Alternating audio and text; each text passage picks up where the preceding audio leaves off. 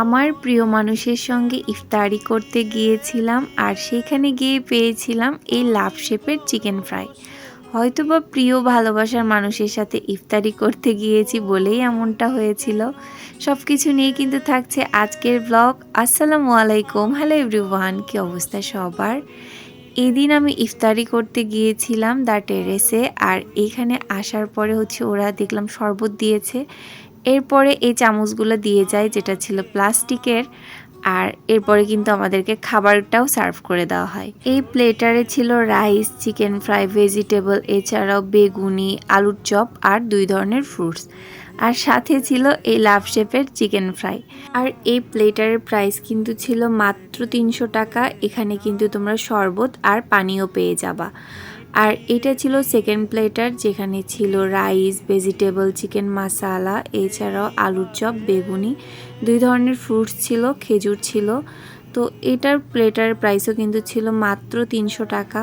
তো এই ছিল আলুর চপের চেহারা, আর এটা ছিল বেগুনির চেহারা। তো বেগুনিটা খেতে মজা ছিল, বাট আলুর চপটা ঠান্ডা ঠান্ডা ছিল, যার কারণে আমার কাছে খুব একটা ভালো লাগেনি। তবে এখানকার রাইসটা খুবই মজার ছিল, মানে রাইসটা খুবই ঝরঝরে ছিল, হয়তোবা দেখেই বুঝতে পারছো। রাইসটার টেস্ট আমার কাছে খুবই ভালো লেগেছে, আর আমার প্রিয় মানুষেরও কিন্তু খুবই ভালো লেগেছে। আর এখানকার ভেজিটেবলটাও খুবই ফ্রেশ ছিল, আর রাইস দিয়ে খেতেও কিন্তু খুবই মজা লাগছিল।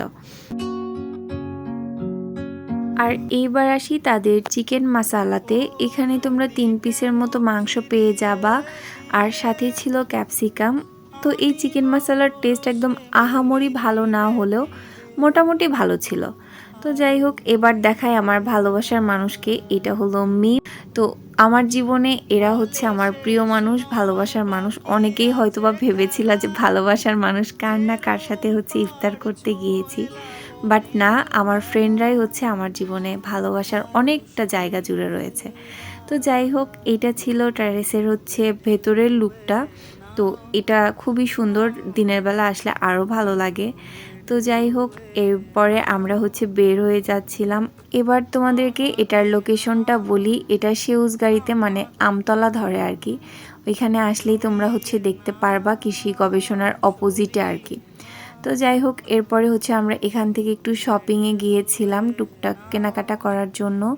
আর এখন যেহেতু ঈদের সময়, তাই সব জায়গাতেই অনেক বেশি ভিড় থাকে।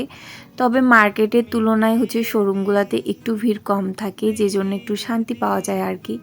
তো যাই হোক, দেখছিলাম যে রানার প্লাজার থেকে শুরু করে প্রত্যেকটা শপিং মল খুবই খুবই সুন্দর করে লাইটিং করা হয়েছিল।